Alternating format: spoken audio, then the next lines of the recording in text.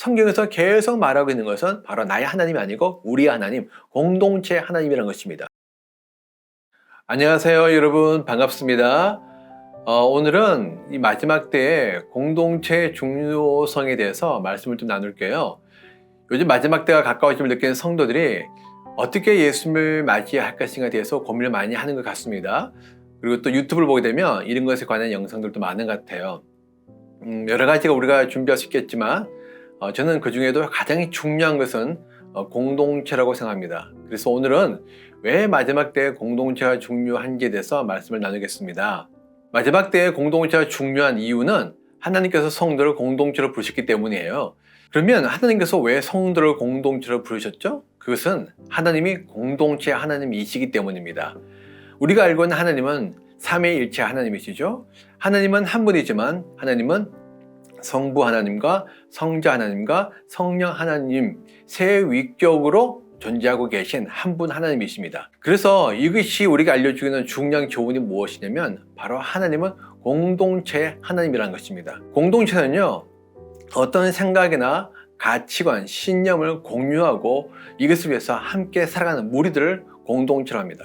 공동체는 그냥 모여 있는 것이 공동체 아니고 반드시 어떤 생각이나 가치관이 공유가 되어져야 되고요. 그리고 이것을 위해서 함께 살아갑니다. 그런데 삼위일체 하나님이 공동체인 이유는 바로 성부와 성자와 성령 하나님의 생각이 동일하시기 때문에 그렇죠. 삼위일체 하나님은 모든 생각을 완전히 공유하실 뿐 아니라 이것을 위해서 영원히 한 분으로 존재하고 계시죠. 그래서 삼위일체 하나님이 공동체라는 것입니다. 유명한 신학자 스탠리 그랜츠가 이렇게 이야기를 했습니다. 하나님의 삼위일체적 본성은 하나님이 사회적 관계임을 의미한다. 즉 하나님은 사회적 삼위일체이시다. 따라서 우리는 하나님이 공동체라고 말할 수 있다. 하나님은 완벽하고 영원한 사귐을 누리시는 성부와 성자와 성령의 공동체이시다라고 이야기했습니다. 또 길버트 빌지키라는 신학자는 이렇게 얘기했습니다. 하나님의 본질인 하나님의 공동체에 대해 알아보기 위해 성경을 많이 들춰볼 필요는 없다.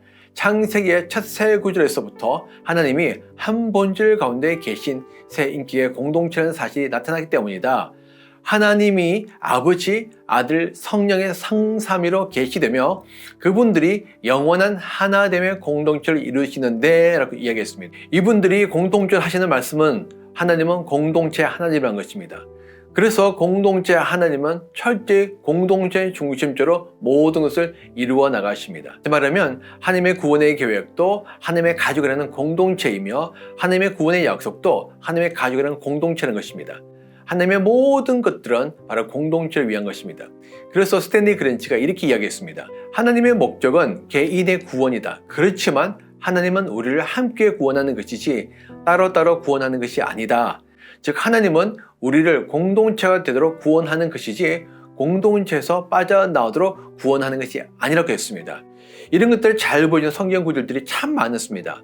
예를 들어서 시편 68편 20절 말씀을 읽으면 우리의 하나님은 우리를 구원하시는 하나님이시다.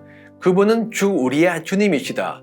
우리를 죽음에서 구원하여 내시는 주님이시다 라고 했습니다. 또한 로마서 5장 10절에는 화해한 우리가 하나님의 생명으로 구원을 얻으리라는 것은 라고 이야기했고요. 로마서 13장 11절 말씀에 지금은 우리의 구원이 우리가 처음 믿을 때보다 더 가까워졌다. 에베소서 2장 5절 말씀에 범죄로 죽은 우리를 그리스도와 함께 살려주셨습니다. 그리고 요한계시록 12장 10절에도 이제 우리의 하나님의 구원과 능력과 나라가 이루어지고 하나님의 세우신 그리스도의 권세가 나타났다. 우리의 동료들을 헐뜯는 자, 우리 하나님 앞에서. 여러분 이런 구절들을 보시면서 무엇을 느끼셨나요? 여기는 나의 구원을 이야기하지 않습니다.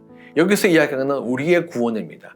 우리의 구원, 그러니까 나 개인의 구원이 아니고 우리의 구원이라는 것이죠. 공동체의 구원이라는 것이죠. 근데 공동체는 여러 무리들이 이루어져야 됩니다. 그래서 하나님께서 각 개인을 구원하셔서 공동체에 참여하시는 거죠. 여기서 우리가 알아야 될 핵심적인 것은 하나님의 구원의 계획은 바로 우리라는 공동체라는 것입니다. 그래서 예수님의 죽음의 도문도 보게 되면 우리가 이렇게 기도하고 말씀하셨습니다.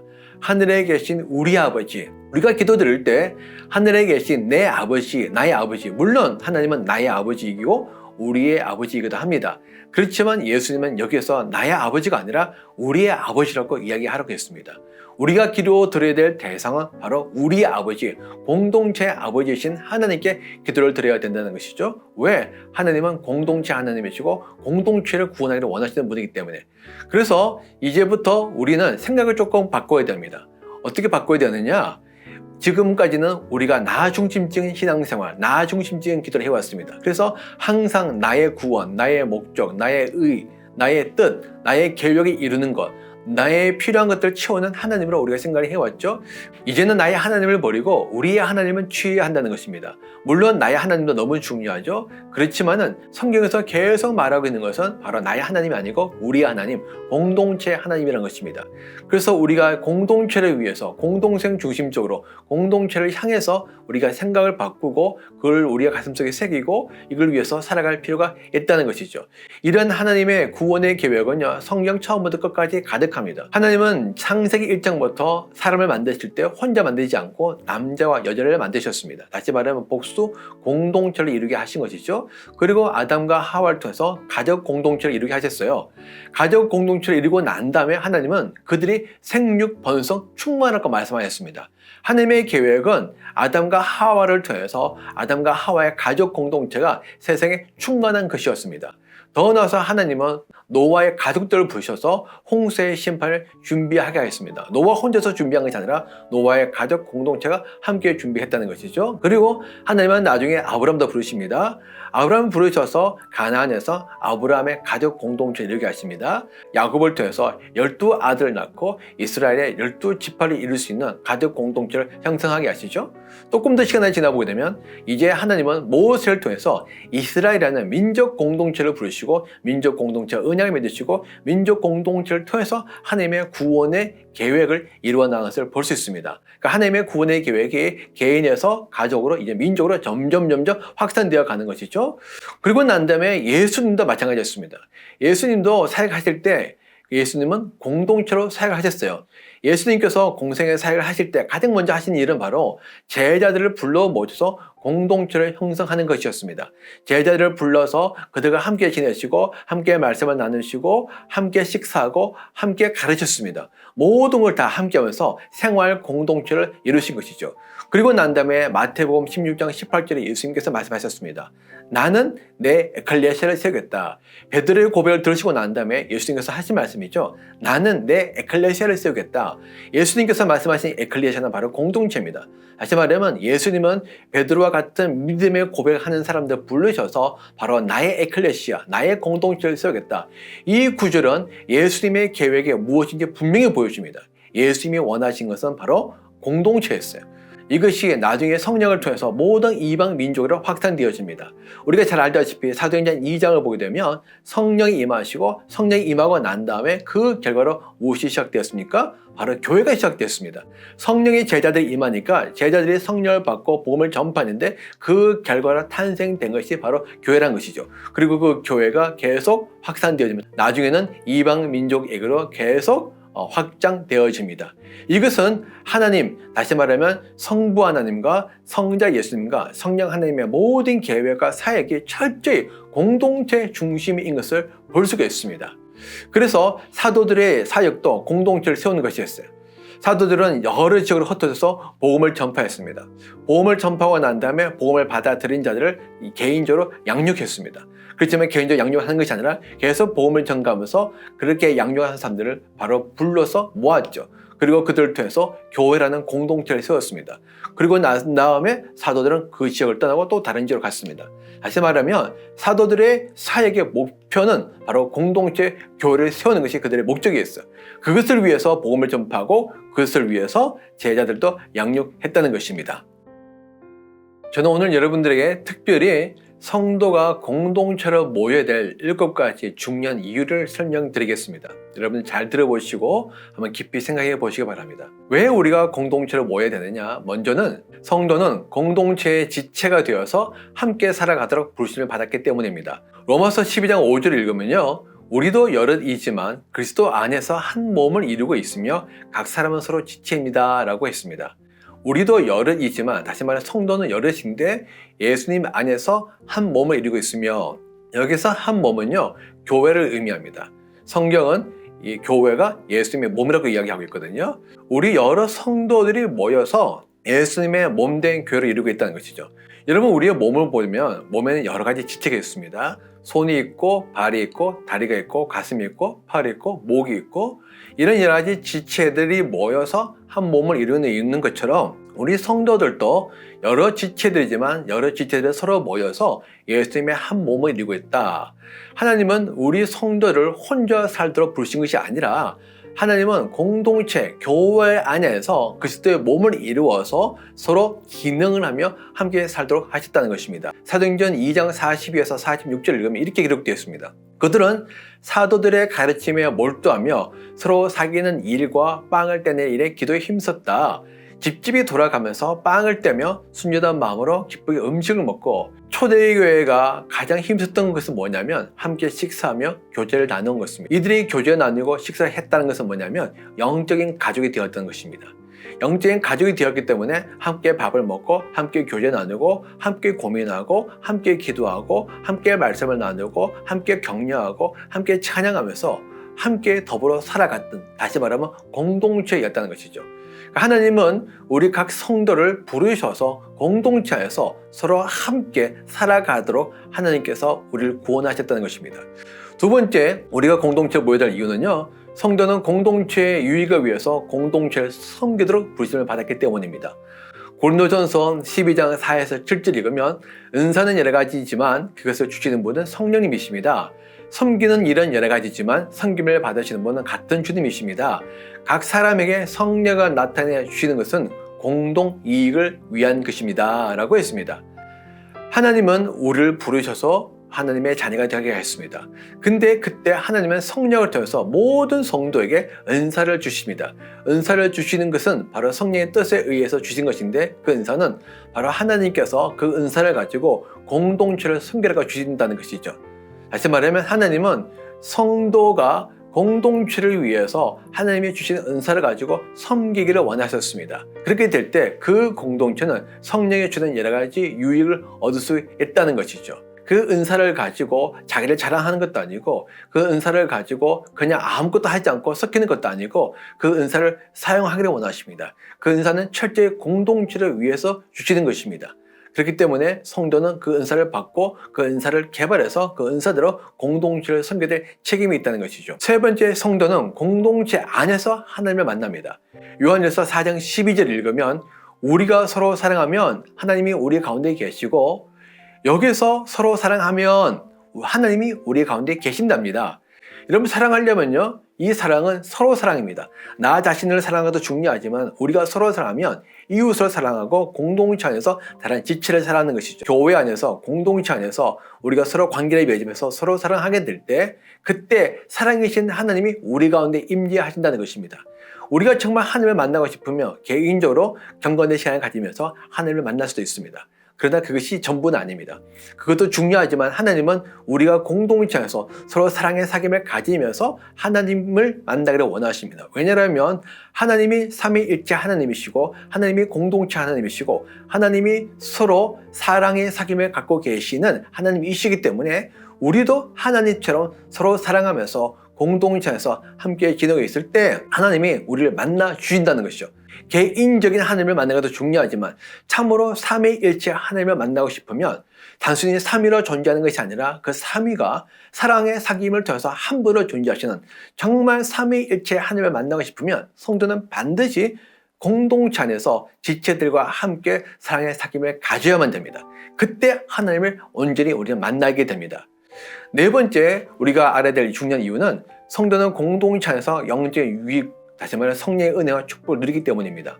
로마서 1장 11절에서 12절 말씀을 읽으면 사도 바울이 로마 교회를 방문하려고 했던 이유가 나옵니다.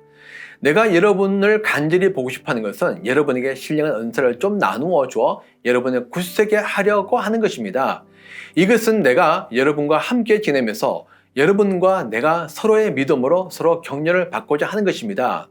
사도 바울이 로마 교회를 방문하고자 했는데 사도 바울이 궁극적인 선교의 목적은요, 스페인입니다. 스페인을 가기 전에 로마 교회를 잠깐 들려서 로마 성도를 만나보고 싶어 했습니다. 왜 그랬을까요? 스페인에 가서 선교하는 것은 정말 그 당시로는 스페인은 거의 딴 것과 같은 지역이었습니다. 낯선 땅에 가서 외진 곳에 가서 선교를 하고 복음을 전하고 교회를 세우는 건 정말 쉽지가 않습니다. 그 전에 로마 교회에 가서 서로에게 아름다운 사귐을 통해서 유익을 얻고 싶은 것입니다. 사도 바울은 자기의 가르침의 은사를 통해서 로마 교회에게 여러 가지 도움을 줄 수 있겠고요. 또한 사도 바울도 로마 성도를 만나서 서로 교제 나누며 위로 얻고 격려 얻고 기도의 후원을 얻고 여러 가지 필요한 것들 도움을 받을 수 있는 것이죠. 그래서 이렇게 이야기했습니다. 이것은 내가 여러분과 함께 지내면서 여러분과 내가 서로의 믿음으로 서로 격려를 받고자 하는 것입니다. 이것이 중요합니다. 성도는 서로 모여있을 때, 공동체에 지낼 때, 서로 사귐을 가질 때 우리는 기쁨과 즐거움을 누리게 됩니다. 그 기쁨과 즐거움 안에서 우리는 서로 위로받습니다. 서로 격려를 얻습니다. 용기를 얻고 힘을 얻고 믿음을 갖고 그리고 마음의 평안을 누리게 되어집니다. 이것이 다가 아니죠. 서로에게 여러 가지 어려움이 있을 때 우리는 조언해 줍니다. 그리고 서로 권면해 줍니다. 또 잘못될 때 책망해 줘서 그를 바르게 잡아줍니다. 그리고 또 여러 가지 문제 있을 때 함께 기도해 줍니다. 몸이 아플 때 함께 기도해 줍니다. 그때 그 기도를 통해서 우리 몸이 치유되어집니다. 영적인 돌파가 일어나게 됩니다. 영적인 싸움이 있겠지만 우리는 성도들의 기도의 도움을 받아서 우리는 그 싸움에서 승리를 하게 된다는 것이죠. 이런 영적인 유익은 어떻게 얻을 수 있냐? 홀로 있을 때는 절대 얻을 수 없습니다. 이거는 반드시 공동체에서 다른 지체들의 도움을 받을 때만 가능하다는 것이죠. 다섯 번째 중요한 이유는 성도는 공동체 안에서 영적으로 성숙, 다시 말해 강건해지게 됩니다.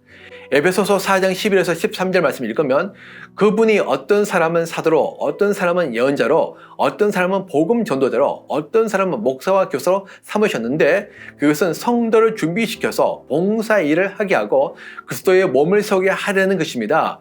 그리하여 우리 모두가 하나님의 아들을 믿는 일과 아는 일에 하나가 되고 온전한 사람이 되어서 그리스도의 충만하심의 경제까지 다다르게 됩니다. 라고 이야기했습니다. 하나님께서 성령을 통해서 우리 각 성도에게 은사를 주시죠. 그 은사를 가지고 각자가 은사를 사용해서 교회를 섬기고 성도를 섬기고 지체를 섬기고 공동체를 섬기게 될 때 그 공동체는 성숙해진다는 것입니다.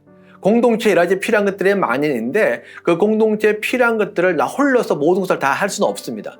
하나님은 여러 지체를 통해서 그 지체들이 각자 활동해서 각자 역할을 감당하게 함으로 말미암아 공동체의 필요를 채우게 하셨고 그 공동체의 필요를 채워질 때 공동체가 강건해지는 것이죠. 다시 말하면 우리 몸이라는 것은 여러 가지 영양소가 필요한데 비타민도 필요하고 미네랄도 필요하고 탄수화물도 필요하고 단백질도 필요하고 지방도 필요하고 많은 것들이 필요합니다. 그렇지만은 그것들 어느 모든 것이 하나가 다 그것을 공급할 수 없다는 것이죠. 어떤 음식도 그 모든 걸 다 공급할 수 없습니다. 우리가 이런 것 저런 거 음식을 골고루 먹을 때 균형 있게 먹을 때 몸에 필요한 모든 영양분이 우리에게 들어와서 우리가 건강해지는 것처럼 바로 우리가 그렇게 서로 맡겨진 역할, 성령의 주는 은사에 따라서 우리의 기능을 감당하게 될 때 하나님께서 우리의 역할을 통해서 공동체를 강건케 하는데 여러분 공동체가 강건해지면 그 강건해짐의 열매를 누가 누리게 될까요? 바로 지체가 누리게 되는 것이죠. 우리 몸이 강건해진다는 말은 우리 몸의 모든 것들이 다 강건해진다는 것입니다. 우리 몸이 강건한데 손만 어렵다? 아니면 발만 아프다? 그렇게 될 수가 없습니다. 그렇게 되면 우리 몸과 마음이 다 아픈 겁니다. 우리 몸이 강건해진다는 말은 뭐냐면 우리 몸에 속해 있는 모든 지체들도 다 강건해진다는 것이죠. 공동체가 강건해진다는 것은 공동체에 속해 있는 모든 지체가 다 강건해지고 성숙해진다는 것입니다. 그러므로 성도는 공동체에서 서로 은사를 따라서 섬기게 될 때 성숙해지고 강건해지게 되어 있습니다. 여섯 번째 중요한 이유는 성도는 공동체로 예수님을 맞이할 준비를 해야 한다는 것입니다. 에베소서 5장 26에서 27절 읽으면 이렇게 말씀이 나와 있습니다. 그리스도께서 그렇게 하신 것은 아름다운 모습으로 교회를 자기 앞에 내세우려는 것이며 교회를 거룩하고 흠이 없게 하려는 것입니다. 데살로니가전서 4장 17절 말씀에 그 다음에 살아남은 있는 우리가 그들과 함께 구름소로 이끌려 올라가서 공중에서 주님을 영접할 것입니다. 이 두 구절의 공통점은 무엇입니까? 예수님께서 교회, 공동체, 우리라는 성도들의 무리를 하나님께서 예수님의 신부로 준비시킨다는 것입니다. 물론 하나님은 각 성도를 준비시키지만 하나님의 궁극적인 계획은 나가 아니고 바로 공동체라고 말씀을 드렸습니다. 하나님은 우리를 준비시키되 준비된 우리를 부르셔서 공동체를 이루게 하십니다. 그리고 공동체적으로 예수님을 맞이할 준비를 시킨다는 것이죠. 이것이 중요합니다. 우리가 마지막 때 정말 예수 그리스도의 오심을 준비하고 싶습니까? 정말 이 마지막 때에 우리가 성숙한 자로서 살아가기를 원하십니까? 정말 우리 마지막 때에 거룩한 자로 살아가기를 원하십니까? 그렇다면 반드시 공동체로 모여야 됩니다. 왜? 하나님은 이 공동체를 거룩한 신부로 준비하시기 때문에, 그래서 이 공동체와 다 함께 예수님을 만나러 하시기 때문에 그렇습니다. 마지막 7번째는요, 성도는 공동체를 섬기는 모든 수고에 하나님의 보상을 받게 됩니다. 고린도후서 5장 10절 말씀에 우리는 모두 그리스도의 심판대 앞에 나타나야 합니다. 그리하여 각 사람은 선한 일이든지 악한 일이든지 몸으로 행한 모든 일에 따라 마땅히 보응을 받아야 합니다. 성경은 분명히 우리의 삶에 대해서 하나님의 공정한 심판이 있다고 이야기했습니다. 어떤 사람들은 이런 심판이 있는 것에 대해서 매우 불쾌하게 생각합니다. 이것이 봐요, 차별이 아닌가요? 하나님은 차별을 하지 않는다고 했는데 왜 하나님께서 사람들의 행위에 대해서 그렇게 차별적인 상급을 주십니까? 그렇지만 여러분, 하나님은 또한 공정하신 하나님이세요. 공정하신 하나님은, 공평하신 하나님은 우리의 모든 섬김에 따라서 공평하게 우리에게 상급을 주시는 것이 바로 공정한 하나님이에요. 그래서 성경은 우리가 하나님을 위해서, 이웃을 위해서, 우리 공동체를 위해서, 복음을 위해서 우리가 수고하고 헌신한 것에 대해서 반드시 하나님께서 적절한 보상을 준다고 하였습니다. 우리가 이 땅에 있을 동안 교회에서 섬긴 것 하나님께서 다 알고 계십니다.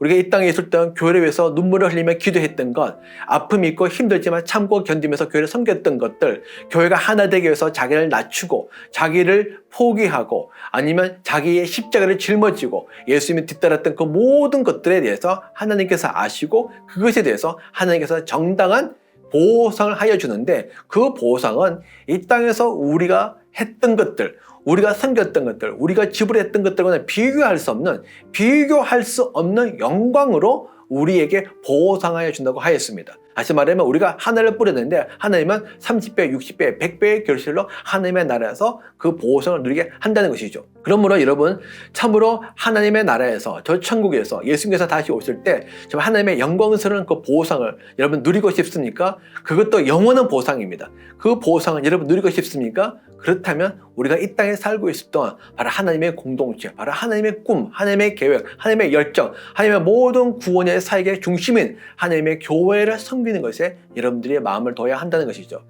이것이 바로 우리가 교회 공동체, 다시 말하면 에클레시아로 모여야 될 이유입니다. 그럼에도 불구하고 우리가 그 공동체로 모이지 않고 우리가 홀로 신앙생활하면 어떻게 되느냐?